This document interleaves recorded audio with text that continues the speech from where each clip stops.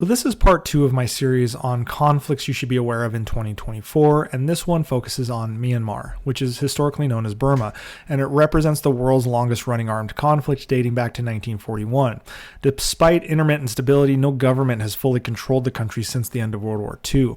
Now, the significance of this conflict extends globally due to Myanmar's geopolitical position, particularly its border with China.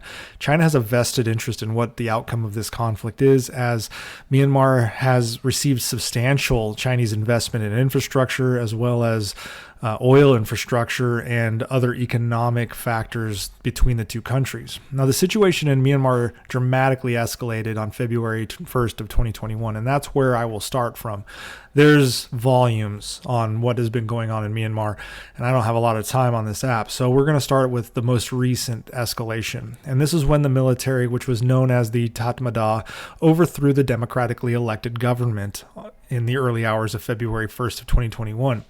The streets of Naypyidaw, which is in the center here, or Naypyidaw right here, that's where this coup started. And it was a well-planned coup. Soldiers in armored vehicles were deployed across key locations in the city, and they took control. Simultaneously, in Yangon, which is down here, as well as in Mandalay, which is up in the central part of Myanmar, they experienced the same situation. Telecommunications and state television broadcasts were interrupted, and information became the first casualty as the internet was blacked out and censorship was imposed, making it difficult to ascertain the full extent of what was happening in that country, especially in the rural areas. So looking at this map, it's worth noting kind of what is going on here. Now, when you look at the white, that is the stable junta control, and the juntas are the bad guys. They're the ones that overthrew the democratically elected government. So anywhere you see white on this map is where the juntas are maintaining control.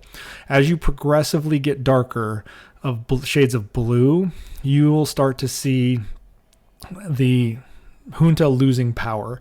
The yellow means the juntas still have power, but they need local proxy militias to help them out.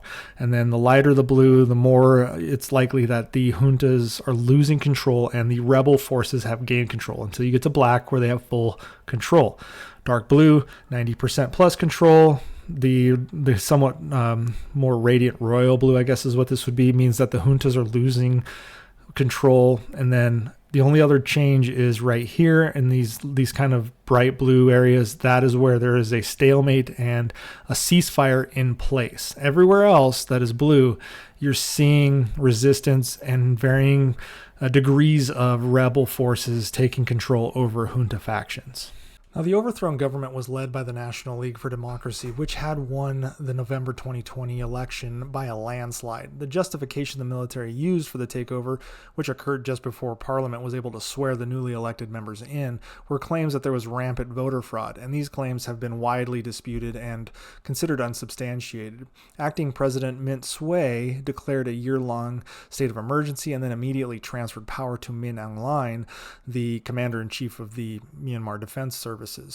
This effectively invalidated the results of the November 2020 general election and established a military junta. Now, the coup led to widespread civil disobedience. There was protests, armed resistance against the military junta, but their response was marked by significant violence and repression, with over 1,700 civilians killed, including children. They also arrested 10,000 people.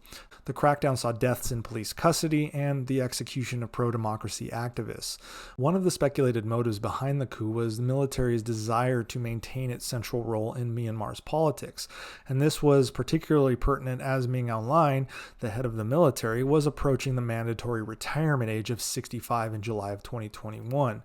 Therefore, the military needed to maintain control over the appointment who would succeed Min Aung Hlaing, because he was facing prosecution for alleged war crimes, and were he to be unseated, he likely would have been arrested, which is likely what influenced the decision for the military to seize power.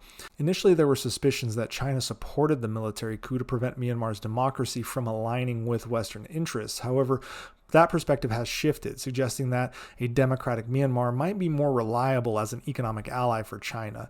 And this change is evidenced by China's newfound collaboration and help with the rebel groups instead of the official Myanmar junta. Now, additionally, shells continue to accidentally cross the border and hit Chinese towns, including yesterday when 4 Chinese people were injured by an artillery shell fired from Myanmar. There was no word on what side fired it, but China is sternly reiterating its request for a ceasefire in northern Myanmar. Now, the conflict's intensity has grown, with 2023 marking a sharp rise in civilian casualties, primarily due to increased airstrikes by the military junta. The death toll is now estimated to be around 8,700 civilians, further undermining the regime's legitimacy as able to govern, as well as fueling the rebel cause and fueling anger amongst the international community. Myanmar hosts approximately 39 different insurgencies, including the prominent Three Brotherhood Alliance, and this diversity in insurgencies and groups, each with their own unique agendas, is raising some concerns about Myanmar's future stability, even if the military junta is overthrown. However, there is a glimmer of hope. Unlike similar situations in New Guinea and Syria, Myanmar has had experience with democracy, and if rebel forces were to emerge victorious, there's a possibility of a power-sharing coalition leveraging their history as a democratic nation for a period of time. As of 2024, experts believe Myanmar's conflict is reaching a critical phase. The military junta, aka the State Administration Council, is considered to be in terminal decline following significant rebel advancements. One rebel operation saw the capture of over 150 military bases and key border towns near China, which significantly weakened the junta's grip on power. Moreover, China just let it happen without lifting a finger or saying anything. Fierce fighting between many of the rebel groups, including the ethnic armed organizations, People's Defense Forces, the National Unity Government, and the Kachin Independent Organization, have seen significant gains made against the junta since the 2021 coup. Internationally, the response has been somewhat varied. Some predict imminent victory for the rebel forces, while others, like Japan, have raised concerns about Myanmar becoming a failed state. China has called for a ceasefire and negotiations, indicating a more cautious approach. However, the situation remains fluid, with different factions vying for power and influence in what could potentially be a post-junta Myanmar. Now, the National Unity Government is a key player, and it's seen as just one of the many groups needing to collaborate effectively for a stable future in Myanmar. Concerns are raised about replacing the military dictatorship with a new civilian dictatorship, and they're no better off. And there has been emphasis for a need for more inclusive and federal approach to this process. Now, the U.S. response to the Myanmar conflict in 2024 is likely to be more of the same: humanitarian aid, democracy promotion, etc. The U.S. Congress debated the provision of humanitarian aid to Myanmar, and the Democratic majority Senate favored increasing funding for humanitarian assistance and democracy promotion, while the Republican majority House proposed just defunding programs and isolating Myanmar. The Burma Act of 2023, which was a part of the National Defense Authorization Act, included provisions for aid and ended up being signed. It authorized funding to strengthen federalism among states in Myanmar, provide technical support and non-lethal assistance to the rebel forces. It also aims to enhance communication, command and control, and coordination of international relief operations in that country. And then recently, the U.S. Treasury announced sanctions and prohibitions on providing financial services to Myanmar oil and gas enterprise, as well as further sanctioning entities and individuals connected to Myanmar's military junta. These measures aim to disrupt the junta's financial access and curb its human rights violations, and urging the military to halt the atrocities and facilitate a return to democracy, while also supporting the rebel groups.